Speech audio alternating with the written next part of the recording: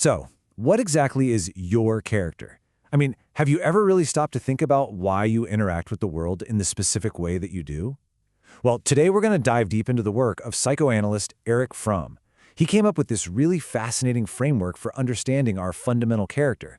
Basically, that go-to way we've learned to relate to, well, everyone and everything around us. And really, Fromm's entire theory starts with this one big human question. How do you connect with the world without completely losing yourself in the process? It's this incredible balancing act, right? Between wanting to belong and wanting to be our own unique individual. It's something every single one of us has to figure out. So, Fromm's answer to that big question. It's something he called our character orientation. The best way to think about it is like it's your personal operating system for life. You know, animals have instincts that guide them, but Fromm said we humans develop this stable character instead. It helps us act consistently and just make sense of it all. It's literally the foundation of our personality. Fromm believed we basically connect with the world in two fundamental ways. The first is what he called assimilation. This is all about acquiring and using things, our connection to the material world. The second way is socialization, which is how we relate to other people and, just as importantly, to ourselves. And here's the key. Every single character type we're about to get into is just a different mix of these two basic drives. All right, so how do people actually try to solve this whole connection versus individuality problem?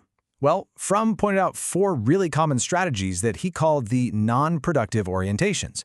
Now, he called them non-productive because while they're super common, he saw them as flawed answers. They don't really lead to genuine freedom or self-realization. So, let's break down that first one. Okay, first up, we have the receptive character. For these folks, the core belief is that all good things, we're talking love, knowledge, even just stuff, it all comes from outside of themselves. Their entire way of being is oriented around waiting to receive these things from some external source. But here's what's so interesting about Fromm's work. He saw 2 sides to every coin. On the plus side, a receptive person can be incredibly loyal, accepting, and trusting. But the downside of just waiting to receive everything, it often leads to passivity, submissiveness, and a really deep lack of self-confidence. Now, the second non-productive type also believes that all the good stuff is out there, in the world. But their approach, it's the complete opposite of passive. This is the exploitative character. These people don't wait for things to be given to them. No way. They go out and aggressively take what they want, whether it's by force or through clever manipulation. And just like before, there's a positive and negative side. In a good light, they might come across as really charming, proud, and super self-confident. But the negative side is pretty stark. They can be incredibly egocentric, arrogant, and conceited. Fromm even pointed out that they might steal other people's ideas or even go after someone else's partner, not because they're genuinely interested, but just for the act of taking something they want. All right, our third type is a total shift in focus. They aren't looking to the outside world for anything. This is the hoarding character. For them, security comes from one place, saving and preserving what they already have. It's like they build this fortress around themselves, keeping everything locked inside. We're talking money, possessions, even their own thoughts and feelings. And this intense need to hold on to things creates this really interesting split in their personality. On the one hand, it can make them very orderly, clean, and punctual. But on the other hand, it can lead to extreme rigidity, a kind of emotional sterility, and a real lack of creativity. They find comfort in things that are predictable and controlled, which is why Fromm said they often prefer things that aren't alive to the messy, unpredictable world of the living. And now for the final non-productive type, and this is one that Fromm thought was a uniquely modern problem. It's the marketing character. These are people who see themselves as a commodity, something to be sold. Their sense of self-worth doesn't come from inside. It's all about their exchange value on what Fromm called the personality market. You could say their unspoken motto is pretty simple. I am as you desire me. The whole goal is to constantly shapeshift and mold themselves into whatever is trendy, whatever's in demand right now. See, for them, security isn't about who they are. It's about being a popular and desirable product that someone else wants to buy. Interestingly, Fromm pointed out that this character type has fewer positive traits than the others. And why is that? Well, because in a way, they're kind of like empty vessels, waiting to be filled by the latest trend. So while sure, they can be adaptable and open-minded, they often lack a solid, stable core. and that leads to aimlessness, opportunism, and a real lack of any lasting principles. So after going through all of those flawed strategies, you're probably asking, okay, what's the healthy alternative? Well, Fromm did propose one ideal path. He called it the productive orientation.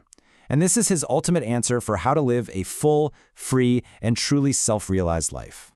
And this right here, this is the solution to that big dilemma we talked about at the very beginning. The productive orientation is all about how a person can genuinely unite with the world and with other people, but do it without losing their own unique individuality. It's all about connection without getting swallowed up. So how does this actually work? Well, Fromm breaks it down into 3 interconnected parts. First, there's working. But we're not just talking about a 9-to-5 job. This is about creative self-expression. Then there's loving, which is about forging deep, genuine connections.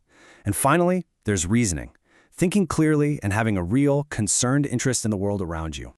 And let's zoom in on that idea of productive love, because Fromm was really specific about this. To him, love wasn't just some passive feeling that happens to you. No, it's an active practice, and it's defined by 4 key qualities: care, responsibility, respect, and knowledge. It really means actively wanting the other person to grow, respecting who they are as an individual, and having this deep desire to truly understand them. Now, a huge piece of being a productive person is something Fromm called biophilia. And this is so much more than just, liking trees. It's a passionate, deep love of life itself. All of it. It's this fundamental urge to help things grow, whether it's people, plants, ideas, whatever, and to influence the world through love and reason, not through force. Okay, so that's a lot of theory, I know. But what does all of this actually mean for you, for me, in the real world? Well, Fromm was super clear about one thing. These orientations are not rigid, neat little boxes that you can just stuff people into.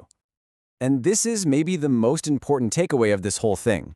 Nobody is 100% receptive or 100% exploitative or even 100% productive. The reality is that our personalities are always a unique blend, a combination of several of these orientations. Usually, though, one of them tends to be a bit more dominant than the others. So that really leaves us with a final question to think about. As you look back on these different patterns, which orientation do you think guides your actions most of the time?